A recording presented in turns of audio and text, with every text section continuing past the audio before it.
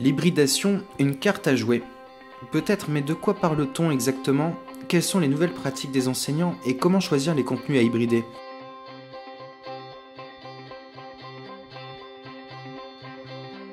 C'est à toutes ces questions et bien plus encore que les équipes du service d'ingénierie pédagogique de l'UBO ont pensé lorsqu'ils ont organisé le temps de rencontres et d'échanges avec les enseignants fin 2021.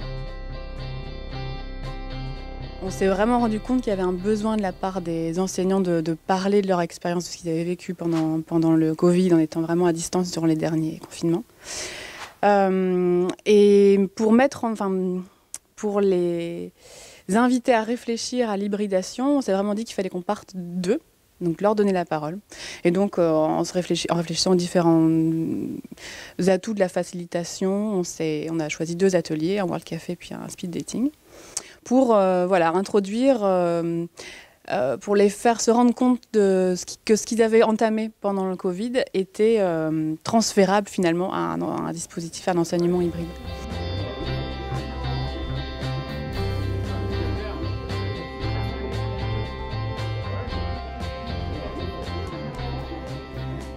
Et ce qui était intéressant, c'était de voir déjà le poids de l'expérience lié à la situation sanitaire qu'ils ont vécue, et le fait qu'une réflexion s'est vraiment engagée sur les tenants et les aboutissants un peu de cette hybridation. C'est-à-dire qu'il y a une espèce d'expérience comme ça un peu contrainte, et puis à partir de ces expériences, les gens commencent à avoir envie de réfléchir, d'essayer de comprendre aussi ce qui a fonctionné, ce qui a moins bien fonctionné. Et là, comme on leur demandait de le faire ensemble, ça a suscité des discussions assez riches. Et puis comme juste derrière, il y a eu des témoignages de projets qui ont été mis en œuvre ces derniers mois donc, sur de l'hybridation. Je pense que ça a permis à chacun aussi d'avoir pas mal d'ancrage en fait, sur ces discussions en fait, préalables et de voir que finalement si on organisait bien les choses, si les choses s'emboîtaient correctement, si on avait une ingénierie adaptée et puis si on avait le soutien aussi d'un service qui nous aidait finalement à mettre en œuvre cette hybridation, on pouvait faire des choses intéressantes et ça donne une dimension positive et engageante qui va bien au-delà d'avoir été obligé de réagir en fait, à une problématique sanitaire un peu violente, ponctuelle, inattendue, enfin tout ce qu'on connaît tous. Au programme, des ateliers pour échanger sur les pratiques déjà existantes et présenter les dispositifs d'accompagnement disponibles via le SIAM. Une quarantaine d'enseignants ont profité de cette occasion des portes ouvertes pour venir rencontrer les équipes et discuter de leurs pratiques.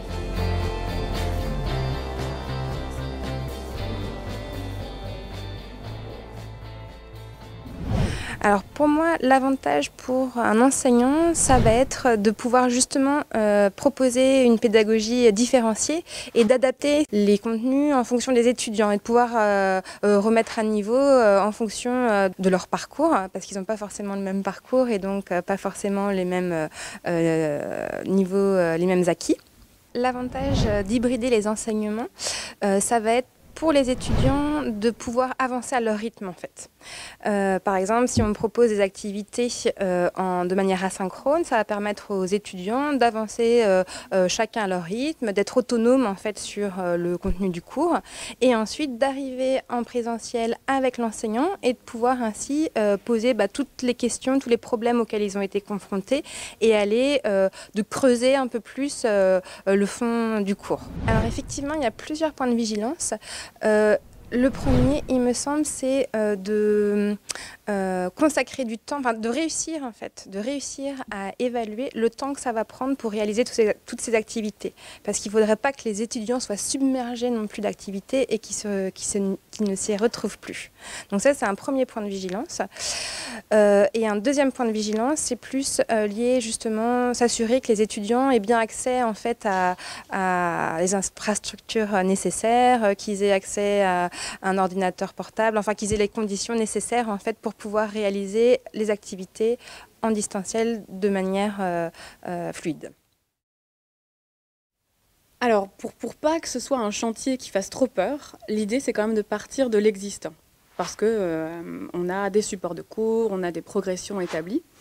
Et c'est donc de voir quels sont les supports que j'ai à disposition, quels sont les objectifs de mes cours. Donc c'est analyser l'existant et puis vraiment se poser la question sur quelles compétences je veux que les étudiants aient à la fin de mes interventions Quel objectif je vise?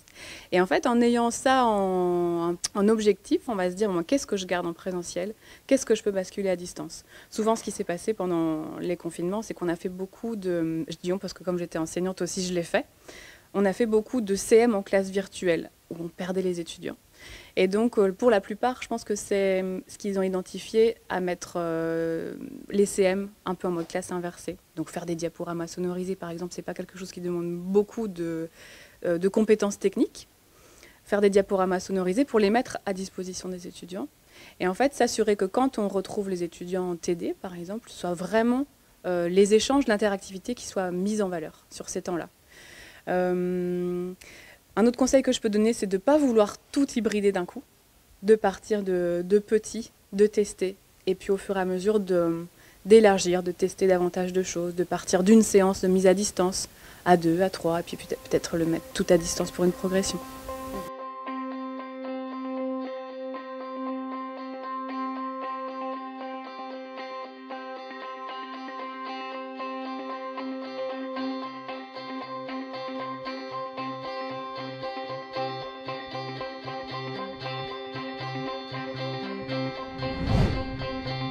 Mais si on réfléchit un tout petit peu plus loin, la question c'est à quoi sert le présentiel?